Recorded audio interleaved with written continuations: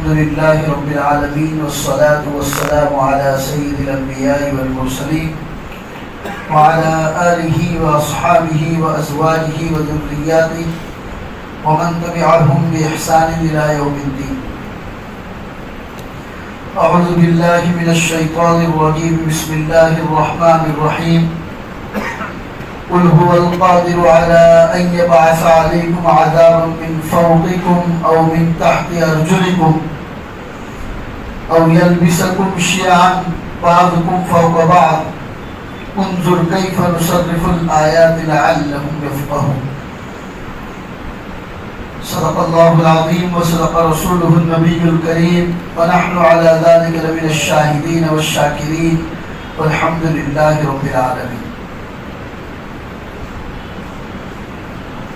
میرے محترم دینی بھائیوں، قرآن کریم کی ایک آیت آپ کے سامنے تلاوت کی، سورۃ الانعام کی آیت ہے.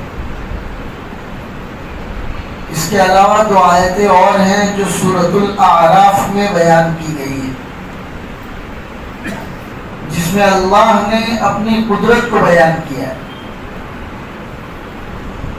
اور انسان کو اپنی قدرت یاد دلائی کہ جس اللہ کو میں اور آپ مانتے ہیں، پوجتے ہیں، عبادت کرتے ہیں، جو ہمارا سب کچھ ہے، لا الہ الا اللہ، نہیں ہے کوئی معبود سوائے اللہ کی، وہ اللہ کتنی بڑی قدرت والا ہے. اسی لیے کہتے ہیں کہ ہماری محفلوں میں اللہ کی قدرت کے چرچے ہونے چاہیے، اللہ کی طاقت کے مذاکرے ہونے چاہیے، تاکہ انسان کو اپنے اللہ کی طاقت کا اندازہ ہو، پھر وہ مایوس نہیں ہوگا، دنیا کی کسی طاقت سے وہ گھبرائے گا نہیں، اس کو معلوم ہے ان اللہ معنا، اللہ میرے ساتھ ہے. تو محفلوں میں اور مجلسوں میں اللہ کی طاقت اور قدرت کے تذکرے ضرور ہونے چاہیے کہ اللہ کون ہے جس کے عبادت کرتے ہیں، اور اسی کی ذات کو تو صحیح پہچاننے کی ضرورت ہے. وہ اللہ انسان کو بہت زیادہ پیار کرتا ہے، جیسے کہ مثال کے طور پر ہم کہتے ہیں کہ 70 ماؤں سے زیادہ پیار کرنے والا.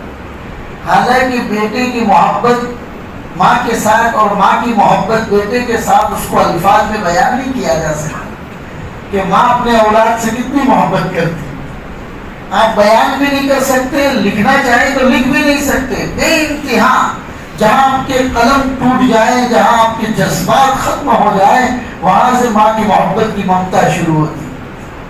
ماں کی محبت ایک جذبات ہوتے ہیں، جس کو کسی شاعر نے کہا ہے جذبات ایک عالم اکبر ہے، الفاظ کی دنیا چھوٹی سی، الفاظ میں آپ بیان نہیں کر سکتے. جذبات ایک عالم اکبر ہے، الفاظ کی دنیا چھوٹی سی، اظہار تشکر کیوں کر ہو یہ جرأت جرأت بے جا ہے. تو اللہ تو اس ماں سے 70 گنا زیادہ پیار کرنے والا اپنے بندے سے. پھر بھی آپ دیکھتے ہیں اللہ اپنے بندے کو کہیں خوشی میں مبتلا کرتا ہے تو کبھی غم میں مبتلا کرتا ہے، کہیں کاروبار میں برکت دے کر آزماتا ہے تو کبھی کاروبار کے نفع کو چھین کر آزماتا ہے، کہیں تندرستی دے کر آزماتا ہے تو کہیں بیماری دے کر آزماتا ہے، کہیں اولاد دے کر آزماتا ہے تو کبھی اولاد چھین کر آزماتا ہے. کیونکہ وہ جانتا ہے بندے کے تمام اتار چڑھاؤ اور کون سی چیزیں اس کے لیے فائدہ مند ہیں، کون سے نقصان دہ ہیں، وہ تمام چیزیں اللہ جانتا ہے. اسی لیے اس بات کو قرآن میں کہا گیا عَسَىٰ أَن تَكْرَهُوا شَيْئًا وَهُوَ خَيْرٌ لَكُمْ. کتنی چیزیں ایسی ہوتی ہیں جسے تم ناپسند کرتے ہو، حالانکہ اسی میں تمہارے لیے خیر چھپی ہوئی ہے. عَسَىٰ أَن تُحِبُّوا شَيْئًا، کتنی چیزیں ایسی ہیں کہ جس کو تم پسند کرتے ہو حالانکہ اس کے پیچھے تمہارے لیے نقصان. آپ نے سورہ کہف میں حضرت موسیٰ اور اللہ کے نبی حضرت خضر علیہ السلام کا قصہ سنا ہو. حضرت موسیٰ نے جا کے کہا حضرت خضر کو کہ میں آپ کی خدمت میں رہنا چاہتا ہوں. تو کہا آپ میرے ساتھ نہیں رہ سکتے, تمہاری اور میری لڑائی ہو جائے گی. کہا کہ نہیں میں رہنا چاہتا ہوں. کہا رہنا ہو تو پہلی شرط یہ ہے کہ سوال نہیں کرو گے. کہا ٹھیک ہے. چنانچہ دونوں لوگ چلنے لگے. ایک ندی آئی, راستہ کراس کرنا تھا, ندی پار کرنی تھی. چھوٹے معصوم یتیم غریب بچوں کی کشتی تھی. ان بچوں نے دیکھا کہ بڑے اللہ والے لوگ ہیں. بچوں نے کہا کہ آ جائیے ہماری کشتی میں بیٹھ جائیے, ہم آپ کو فری میں دریا پار کرا دیتے ہیں, ہم آپ سے پیسہ نہیں لیں گے. کشتی میں بیٹھے دریا پار کر رہے تھے. ابھی دریا کے بیچ میں پہنچے تھے کہ حضرت خضر علیہ السلام نے کشتی کے تختوں کو اکھاڑنا شروع کر دی. حضرت موسیٰ نے کہا ارے بھائی کیا کر رہے ہو, یتیم بچوں کی کشتی ہے, انہوں نے ہمیں فری میں بٹھایا ہے, آپ انہی کی کشتی کو توڑ رہے, ارے ہم ڈوب جائیں گے. حضرت خضر نے کہا میں نے کہا تھا کہ تم میرے ساتھ نہیں رہ سکتے, سوال نہیں کرنا. کہا ٹھیک ہے, ایک مرتبہ معاف کر دیجیے, آئندہ سوال نہیں کروں گا. آگے چلے. کچھ بچے آپس میں کھیل رہے تھے. اس میں ایک بہترین خوبصورت بچہ جو بڑا ذہین اور ہوشیار معلوم ہو رہا تھا, بچوں سے کھیل رہا تھا. اللہ کے نبی حضرت خضر علیہ السلام نے اس کو پکڑا اور اس کی گردن مروڑ دی. اللہ کے نبی حضرت موسیٰ برداشت نہیں ہوا, ارے کیا کر رہے ہو آپ, اس معصوم بچے نے آپ کا کیا بگاڑا ہے, آپ نے اس کو مار دیا. کہا کہ آپ نکلو بھائی, آپ میرے ساتھ رہ ہی نہیں سکتے. میں نے کہا تھا سوال مت کرنا. کہا کہ آخری چانس دے دو, آئندہ اگر سوال کروں تو نکال دینا, بلکہ میں خود نکل جاؤں گا, ایک چانس دے دو. آگے چلے. ایک بستی میں سے گزر رہے تھے, مسافر تھے. پہلے زمانے میں مسافروں کو لوگ ڈھونڈتے تھے کھانا کھلانے کے لیے, لیکن یہ بستی والے اتنے کنجوس تھے کہ دو مسافروں کو دیکھا, اس کے باوجود کسی نے کھانے کا نہیں پوچھا. حضرت موسیٰ کو ویسے بھی اندر سے غصہ, کیسے کنجوس لوگ, مسافر کو کھانے کا بھی نہیں پوچھ رہے. بستی سے باہر نکل رہے تھے. ایک دیوار بالکل ٹیڑھی ہو چکی تھی, گرنے کی تیاری تھی. حضرت موسیٰ حضرت خضر علیہ السلام نے جا کے اس دیوار کو درست کر دیا, اس کو گرنے نہیں دی. حضرت موسیٰ نے کہا کہ کیوں درست کیا, یہ کنجوس لوگ ہیں جنہوں نے ہم کو کھانا نہیں کھلایا, آپ نے ان کی دیوار کو ٹھیک کر دیا. حضرت خضر نے کہا کہ چلو اب نکل جاؤ ہمارے پاس تم نہیں رہ سکتے ہو. کہا مجھے رہنا بھی نہیں ہے تمہارے ساتھ. کہا جاتے جاتے 3 چیزوں کا راز تو معلوم کرتے جاؤ کہ یہ 3 کام میں نے کیوں کیے. وہ کشتی جو اچھی بھلی تھی, میں نے اس کے تختوں کو اکھاڑ کر اس کو بدنما ایب والی بنا دی, اس لیے کہ دریا کے اس پار ایک ظالم بادشاہ تھا جو لوگوں کی اچھی کشتیوں پر قبضہ کر لیتا تھا. اگر یہ کشتی بھی صحیح سلامت وہاں پر پہنچتی, وہ بادشاہ اس کشتی پر قبضہ کر لیتا, تو ان یتیم بچوں کی روزی روٹی کا یہی سہارا تھا, ان کا کیا ہوتا. تو میں نے جان بوجھ کر اس کشتی کو عیب نما بنا دی تاکہ وہ بادشاہ عیبدار دیکھ کر اس کو چھوڑ. میں نے اس لیے اس کشتی کو توڑا تھا. رہا اس بچے کا سوال کہ میں نے اس بچے کو کیوں مارا. اللہ نے علم لدنی کے ذریعے مجھے بتا دیا تھا کہ یہ بچہ بڑا ہو کے کافر ہونے والا تھا, اور اس کی محبت میں اس کے ماں باپ اور اس کا خاندان کے لوگ کافر ہو جاتے. اللہ نے کہا کہ اس کو ابھی سے ہی ختم کر دیا جائے کسی بہانے سے, تاکہ نہ رہے بانس نہ بجے بانسری, اور اس کی وجہ سے کسی اور کو کفر میں مبتلا نہ ہونا پڑے, اور اس لیے میں نے اس بچے کو مارا. تیسری چیز کہ وہ جو دیوار گرنا چاہ رہی تھی اور میں نے اس دیوار کو درست کر دیا, وجہ اس کی یہ تھی کہ اس دیوار کے نیچے کسی یتیم بچوں کا مال چھپا ہوا تھا, اور اس کا باپ مر گیا تھا. ان یتیم بچوں کا مال دیوار کے نیچے چھپا کر رکھا تھا. آپ کو معلوم ہوگا پہلے زمانے میں آج کی طرح الماریاں اور کباٹ نہیں ہوا کرتے, لوگ اپنے گھروں میں کھڈا کھود کے چیزیں وہیں پر دفنا دیا کرتے تھے. میں نے وہ دیوار اس لیے درست کر دی, اگر وہ گر جاتی ان کا خزانہ باہر دکھ جاتا ہے تو رشتہ دار قبضہ کر لیتے اور بچوں کو کچھ نہیں ملتا. میں نے دیوار درست کر دی تاکہ ان بچوں کے بالغ ہونے تک ان کا مال دیوار کے نیچے محفوظ ہو جائے. اور فرمایا کہ سنو، یہ تینوں کام جو میں نے کیے ہیں اللہ ہی کے حکم سے کیے ہیں. اللہ نے مجھے جو علم دیا ہے وہ علم لدنی دیا ہے. جو چیزیں ہونے والی ہیں اس کو اللہ مجھے پہلے سے بتا دیتے، وہ علم آپ کے پاس نہیں. تو پتا چلا، یہ قصہ سنا کر آپ کو یہ بتانا چاہتا ہوں کہ اس کائنات میں ہونے والی بہت ساری چیزیں، یہ اتار چڑھاؤ، کبھی کبھی کاروبار میں برکت، کبھی نقصان، کبھی بچے کی گھر میں آنے کی خوشی تو کبھی اس بچے کے مر جانے کا غم، کبھی ماں باپ کے پیار اور محبت کے ملنے کی خوشی تو کبھی ماں باپ کے انتقال ہو جانے کا غم. یہ تمام چیزیں دنیا اور کائنات کا ایک نظام ہے جو اللہ نے بنا کر رکھا ہے. ہر چیز کا خیر اور برائی اللہ ہم سے بہتر جانتا ہے. میں نے قرآن کریم کی آیت جو آپ کے سامنے پڑھی، سورۃ الانعام کی آیت، اس کا ترجمہ آپ سن لیجیے. اللہ فرماتے ہیں قل هو القادر على ان يبعث عليكم عذابا من فوقكم او من تحت ارجلكم. کہہ دیجئے محمد کہ اللہ قادر ہے اس بات پر کہ تمہارے اوپر عذاب آسمان سے اتارے. اللہ قادر ہے اس بات پر کہ تمہارے اوپر عذاب تمہارے پیروں کے نیچے سے پیدا کر دے. اور اللہ قادر ہے اس بات پر کہ او یلبسکم شیعا، کہ تمہیں ایسی جماعتوں سے آپس میں بھڑا دے اور تمہیں ایک دوسرے کی سختی کو برداشت کرنا پڑے. اللہ ہر چیز پر قادر ہے. پھر آگے اللہ فرماتے ہیں انظر کیف نصرف الآیات لعلہم یفقہون. دیکھیے ہم کیسے ہماری نشانیوں کو کھول کھول کر بیان کرتے ہیں تاکہ سمجھنے والے سمجھ جائیں. ایک دوسری آیت آپ کو پڑھ کے سناتا ہوں جو اسی کے بعد 8ویں پارے کی سورۃ الاعراف کی آیت ہے. اللہ فرماتے ہیں وَلَوْ أَنَّ أَهْلَ الْقُرَىٰ آمَنُوا وَاتَّقَوْا لَفَتَحْنَا عَلَيْهِمْ بَرَكَاتٍ مِّنَ السَّمَاءِ وَالْأَرْضِ.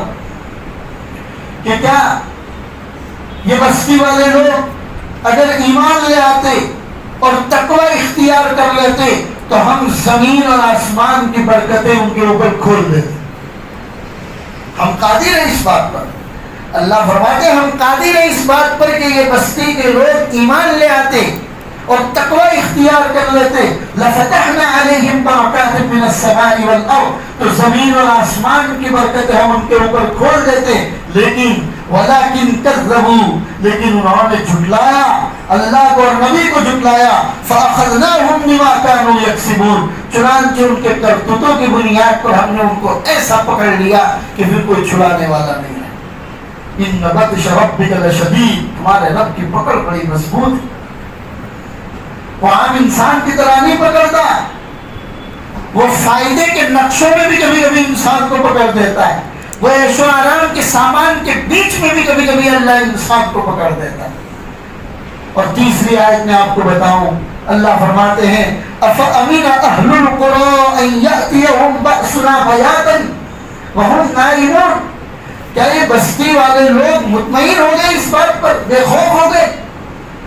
ان کو ڈر نہیں لگا اس بات کا کہ رات کو بھی ان پر عذاب آ سکتا ہے جب وہ اپنے بستروں پر سوئے ہوئے ہو؟ اوامن اہل القری ان یأتیہم بأسنا ضحا وہم یلعبون.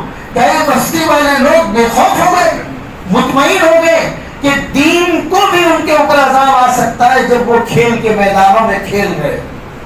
اللہ قادر ہے اس بات پر. تم رات کو بستروں پہ سوئے ہوئے ہو اس وقت بھی عذاب آ سکتا ہے، اور دین میں میدانوں میں کھیل رہے ہو اس وقت بھی تم پر عذاب آ سکتا ہے. اللہ قادر ہے. آگے اللہ فرماتے ہیں افأمنوا مکر اللہ. کیا یہ لوگ اللہ کی خفیہ تدبیر سے بے خوف ہو گئے؟ فلا یأمن مکر اللہ الا القوم الخاسرون. اللہ کی تدبیروں سے تو وہی لوگ مطمئن ہوتے ہیں جو نقصان اٹھانے والے لوگ ہوتے ہیں.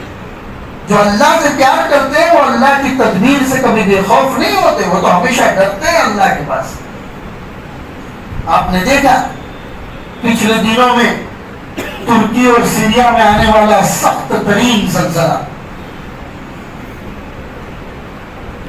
کیا رات کو سونے والے وہ لوگ انہوں نے کچھ اپنی پلاننگ، اپنی تدبیر نہیں کی ہوگی کہ صبح اٹھ کے دکان کھولیں گے، کتنے لوگوں سے ڈیل کی ہوگی پیسوں کی لین دین کی، اور نہ معلوم اس کے علاوہ کون کون سے ارادے عزائم ان کے دل میں رکھ کر وہ لوگ رات کو سوئے ہوں گے، صبح اٹھے تو پتا چلا سب تہس نہس ہو چکا ہے۔ اللہ فرماتے ہیں اللہ رات کو بھی عذاب لانے پر قادر ہے اور دین کو بھی عذاب لانے پر قادر ہے، تم سوچ بھی نہیں سکتے۔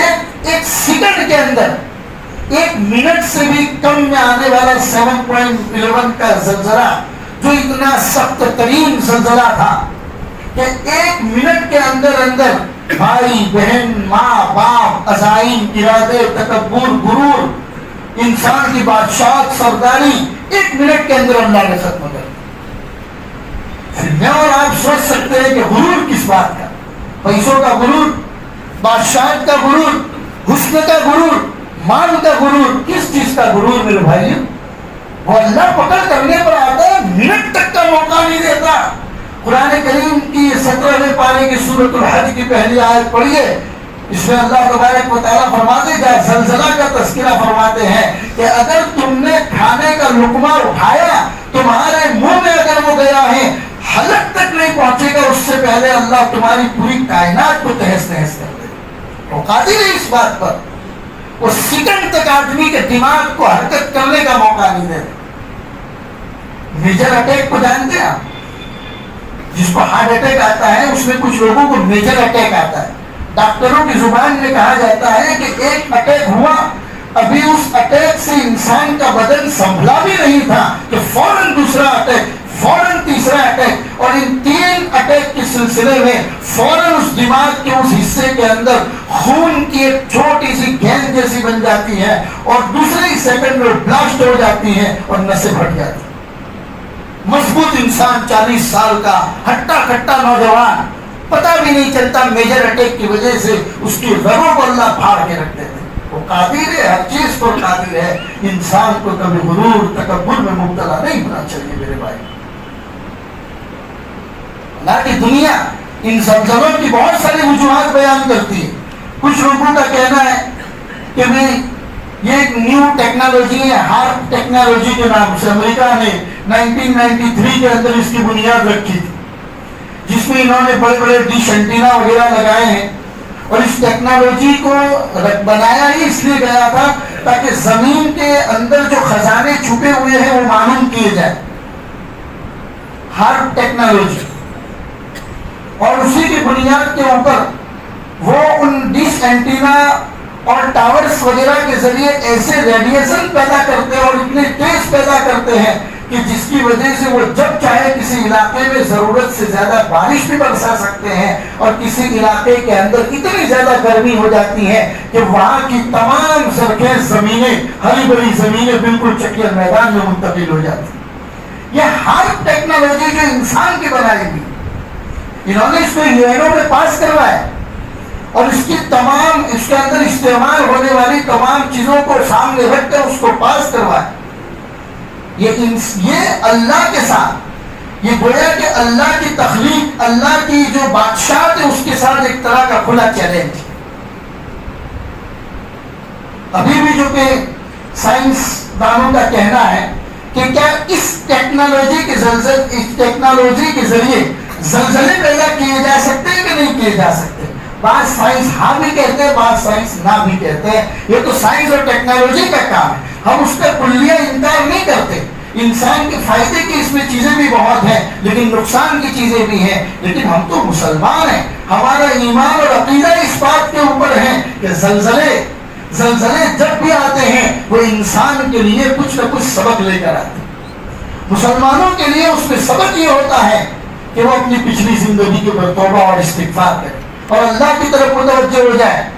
یہ مسلمانوں کے لیے اس میں ہوتا ہے، وہ اپنے گناہوں سے رک جائے، اپنی روٹین لائف کے اوپر نظر ڈالے کہ میں صبح سے لے کر شام تک کیا کیا کام کرتا ہوں، کیا میں اس میں اللہ کے ساتھ کوئی دشمنی تو نہیں کر رہا ہوں، اللہ کے خلاف میں اعلان جنگ تو نہیں کر رہا ہوں۔ اپنی روٹین لائف پر نظر ڈالے۔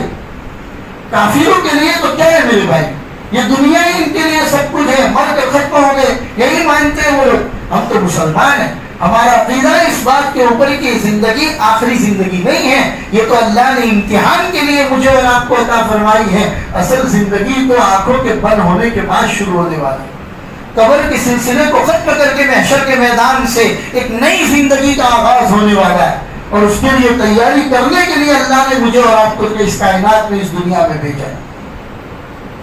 اس لیے باب اشراط الساعہ، قیامت کی نشانیوں کا بیان، اس میں نبی پاک صلی اللہ علیہ وسلم نے جن چیزوں کو گنوایا، اذا اتخذ الفیء دولا والامانۃ مغنما والزکاۃ مغرما وتعلم لغیر الدین واطاع الرجل امرأته واقى امه وادنى صديقه واقصى اباه، اور ساری چیزیں اللہ کے رسول صلی اللہ علیہ وسلم نے گنوائی. وزينت القينات والمعازف وزينت الاصوات في المساجد وشربت الخمور ولعن آخر هذه الأمة أولها فارتقبوا عند ذلك ريحا حمراء وزلزلة وقصفا وآيات تتابع كنظام سلك قطع سلكه فتتابع. یہ لمبی روایت. جب زکوٰۃ کو لوگ ٹیکس سمجھنے لگے، امانت میں خیانت کرنے لگے، مسجدوں میں آواز بلند ہونے لگے، شراب کثرت کے ساتھ پی جائیں، ناچنے گانے والیوں کی کثرت ہو جائے، اور اس امت کے بعد کے لوگ پہلے لوگوں پر لعن طعن کرنے لگے، قوم کا سب سے گھٹیا آدمی قوم کا سردار بن بیٹھے. کسی آدمی کی عزت اس لیے کی جائے کہ اگر عزت نہیں کروں گا تو مجھے نقصان پہنچائے گا، اس کے نقصان سے بچنے کے لیے اس کی عزت کی جائے، اور آدمی اپنی بیوی کو قریب کرے، ماں کو دور کرے، بات کے لیے وقت نہ ہو اور دوستوں کے لیے وقت ہی وقت ہو. یہ تمام چیزیں جب تمہارے معاشرے میں ہونے لگے تو اللہ کے رسول نے فرمایا فَارْتَقِبُوا عِنْدَ ذَلِكَ رِيحًا حَمْرَاءَ، آسمان سے سرخ آندھیوں کے اترنے کا انتظار کرنا، وَزَلْزَلَةً، اور زلزلوں کے آنے کا انتظار کرنا، وَخَسْفًا، زمین میں دھس جانے کا انتظار کرنا، وَقَذْفًا، تمہارے چہروں کے بدل جانے کا انتظار کرنا، وَمَسْخًا، اور اتنا ہی نہیں، وَآيَاتٍ تَتَابَعَ، یہ تو چند چیزیں گنوائی ہیں، اس کے علاوہ تمہارے اوپر حالات اتنی کثرت سے آئیں گے کہ اگر ایک تسبیح کے دھاگے کو کاٹ دیا جائے تو اس کے دانے جتنے دھڑا دھڑ زمین پر گرتے ہیں اس سے کہیں زیادہ حالات تمہارے اوپر آئیں گے. اللہ کے رسول نے فرمایا. سوچو میرے بھائیوں کہ یہ تمام چیزیں ہمارے معاشرے میں ہو رہی ہے کہ نہیں ہو رہی؟ جو چیزیں اللہ کے رسول صلی اللہ علیہ وسلم نے 1450 سال پہلے ہمیں گنوائی، یہ ہمارے معاشرے میں ایک ایک چیز کثرت کے ساتھ پائی جا رہی. اللہ ہماری حفاظت فرمائے، توبہ اور استغفار کرنے کی تو حفاظت فرمائے. حضرت ابوبکر صدیق رضی اللہ تعالیٰ عنہ کے زمانے میں قحط سالی ہو گئی مدینہ المنورہ میں، کھانے پینے کے لوگ محتاج ہو گئے. آج اگر کسی چیز کی امپورٹ اینڈ ایکسپورٹ کے اندر کوئی کمی آ جاتی ہے، ہمارا مزاج کیا ہو جاتا ہے؟ دکان میں فوراً اسٹاک کر دو، دکان میں اسٹاک کرو تاکہ حالات آئے تو زیادہ دام لے کر بیچیں گے.